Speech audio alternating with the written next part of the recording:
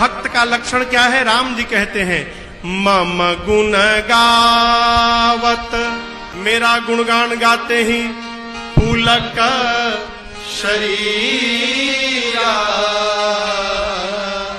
शरीर रोमांचित हो जाए, गद गद गिरा, वाणी गदगद हो जाए, यानी शब्द समाप्त हो जाए। और याद रखिएगा, जिन बातों को जिह्वा नहीं बोल पाती प्यारे, उन बातों को हमारी आंखें बोल के चली जाती हैं। जब ये बंद भय तो नयन बहनीरा,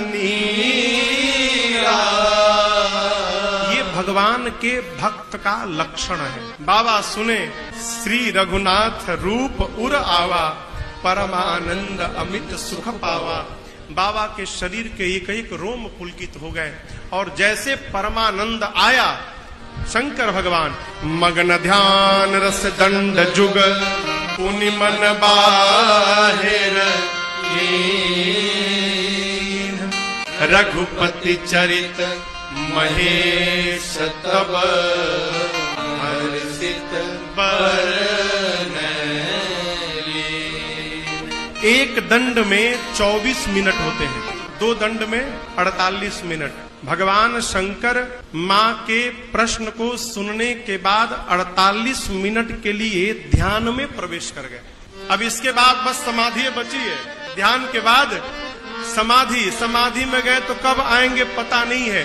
ध्यान से तो वापस आ सकते हैं, समाधि से नहीं आ सकते। अभी ध्यान में पहुंचे हैं और ध्यान का सुख भी अद्भुत सुख है। हो जागन ध्यान जनित सुख पावा, ध्यान में है। और 48 मिनट के बाद भगवान शंकर ध्यान से वापस आए बाहर।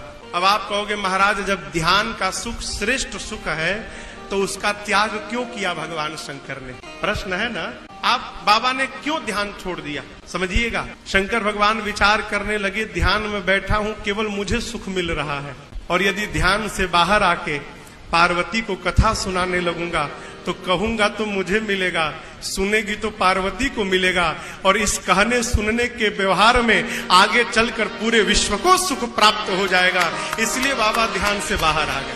परमार्थ क्या हो? अपने स्वार्थ का त्याग करके जो दूसरों को सुखी करने में लगा हुआ है, वो जीव परमार्थ में लगा हुआ है।